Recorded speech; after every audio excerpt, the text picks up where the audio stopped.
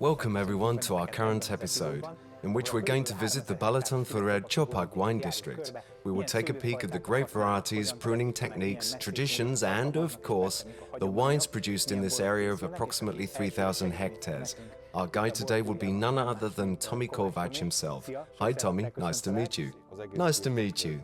It is safe to say that the entire estate of which we are now standing in the center is an organic farm. This is the Sitahegy vineyard, situated below the wine lodge with the bistro and above the network of cellars. This is a rather imposing environment, a fantastic office if you like. Cultivating grapes must truly be a pleasure here. Which varieties do you grow? Since the beginning, our philosophy was to work with a select few grape varieties. Therefore, 3 varieties dominate the estate.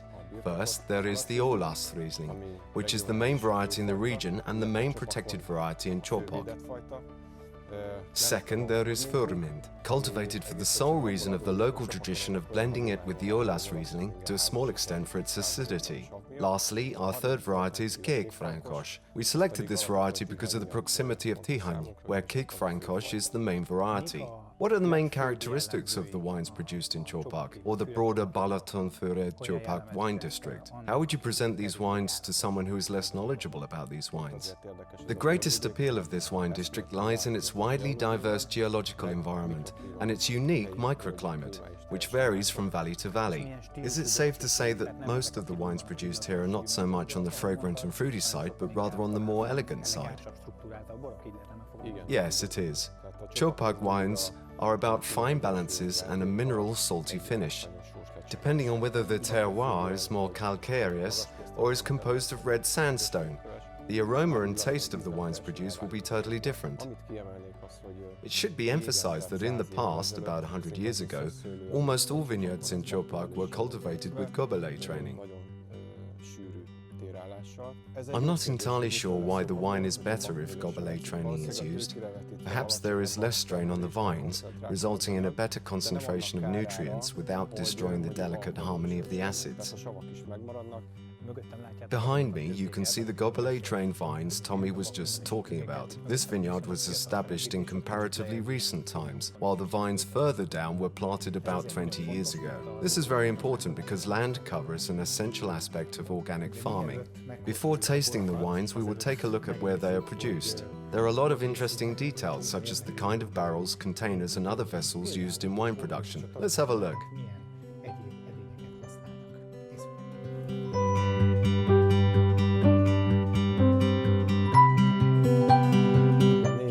About 4 or 5 years ago, we decided to use barrels only for our reds, and only French oak at that. We want our Tihany Kék Frankos to be fresh and fruity, with that extra spiciness from the barrel, but without being overwhelmed by its tones. Therefore, we reserve the use of French oak only for our red wines and like to produce our whites according to a standard technology. Our whites are mostly fermented in steel containers, but we use pyrogranite stone vessels for the ferment and for the more acidic base wines such as the Olasz Riesling.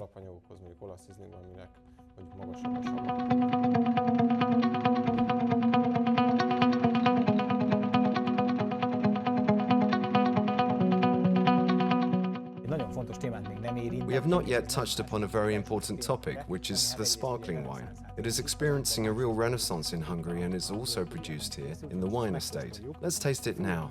Did you say it was Fürmint? It has a very clean scent with a rather intense fruitiness, based on tones of green apple and almond. The base wine is turned into sparkling wine without filtering and is also fermented in pyrogranite stone vessels. Okay, and now we are drinking a fresh 2019 Olasz Riesling, am I right? Is it a Hegybor? Yes, it is.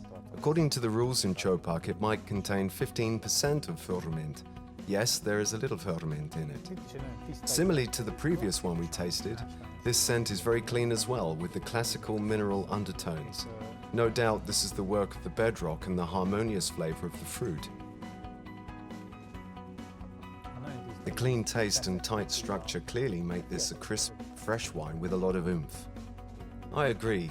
I'd say let's wait another year before we taste it again, to allow it to develop its tertiary notes, such as almond, green apple or citrus. Gosh, this would agree so well with a pine nut and arugula salad, with a drop of balsamic vinegar and a bite of poultry. Thank you for the great experience.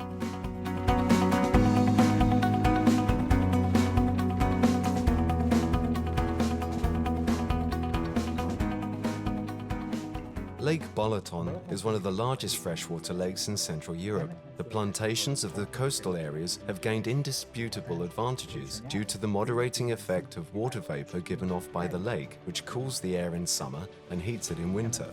Another important advantage is offered by the Csopak Codex, which is an independent wine district regulation based on the PDO provisions contained in the current Wine Act. At the same time, it provides a clear standard for local wines. The Csopak Codex wine is made up of Olas Riesling in a proportion of at least 85%, and the rest is Fürni. It is classified into the separate categories of village wine and vineyard selection wine. In addition to the sensory examination carried out several times a year, vineyard selection wines must be made of grapes cultivated on a single vineyard, blended in the aforementioned proportions. We are still in the Full-bodied Wine District in the village of Csopak. We're going to visit another winery to meet István Jászdi and talk about traditions. Nice to meet you. Behind us, there is an experimental kadarka plantation that we started 8 years ago. Naturally, this is not our primary variety. Just as with all other vineyards in the Balaton uplands, our main grape variety since the phylloxera epidemic is Olas Riesling. Csopak is deservedly known as the capital of Olas Riesling. From a viticultural perspective, is this area best for white or red grape varieties? Had we been back 20 years ago, I would have said white. However, the climate has undeniably been heating up ever since. Therefore, we now need to cultivate Kék Frankos and Kadarka as well. How would you describe the wines of Balatonfüred-Csopak District to someone who has not tasted them yet? Are they fresh? Are they unique? What are they like, in a few words? I think that the success of our wines is that they are both hearty and easy to drink. They are both thirst-quenching and great for enjoyment. These two are rarely complementary in a wine.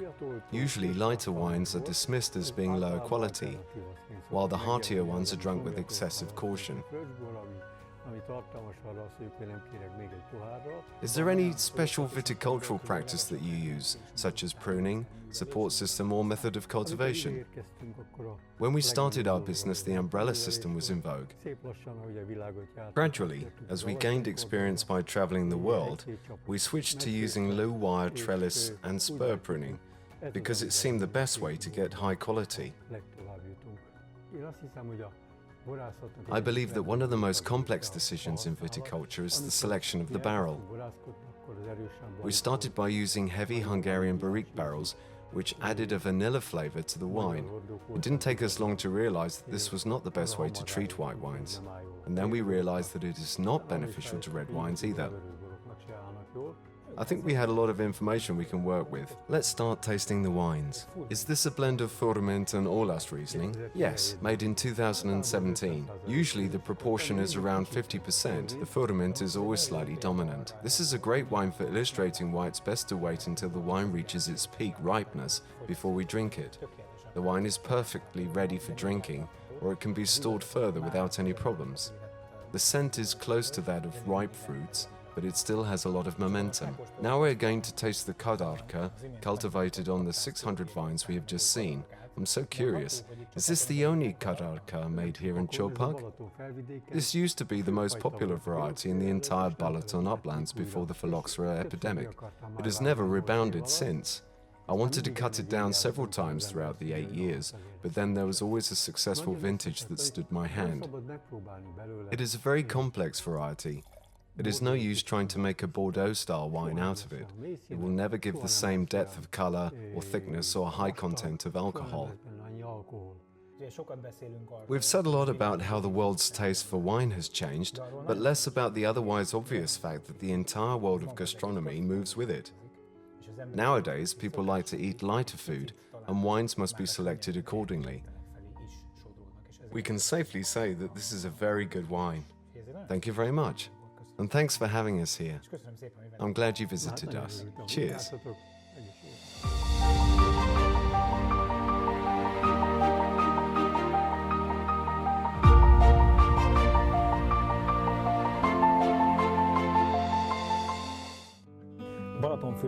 We are in Balatonfüred, standing with Mihai Figula Jr. on a highly emblematic terrace of the Balatonfüred-Csopak Wine District. We're going to talk about the perks of making wine here in the district, the great varieties they use and the trends that characterize local wines. In your opinion, how do the wines produced in this wine district compare to the larger wine consumption trends? Firstly, I must say that my business is simple, because I was born here. I had an easy decision because this is the greatest wine district in the world, so I've never had any inclination to move anywhere else. Obviously, you need to trust your wine district to be successful, so that good wines need faith. Here, we are lucky to work in a natural environment that is truly unique in the world. Our most important variety is, of course, the Olas Riesling, since in my opinion, its red counterpart is the Kék Frankos. These are the two main wines that we use. Not to mention that this wine district is the home of wines that can be used for a wide variety of dishes. These wines are generally really exciting and go along with any cuisine. We're quite lucky to live next to Europe's largest freshwater lake. I would say that Balaton pike perch, if prepared appropriately, is the perfect dish to go with an Olas Riesling. You are very respectful of tradition, of your family heritage, and of the past of this wine district. In the meantime, you like to innovate, renew, and experiment, which I think is a very positive and dynamic attitude. Surely this must be reflected in your style of winemaking as well.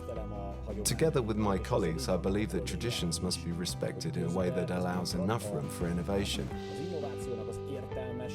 For example, if I can set the temperature during the skin contact fermentation of white grapes, why wouldn't I do it so that it makes the wine better? Now let's take a look at the magnificent cellar where all the magic happens.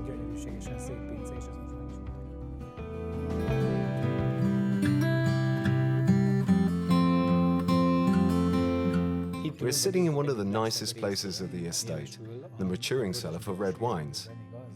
And what else would we be drinking here than a great white? This is a 2017 Olas Riesling from Örökhet, if I'm not mistaken. Basically, red wine is just as important for us as white wines. However, we have always produced more whites.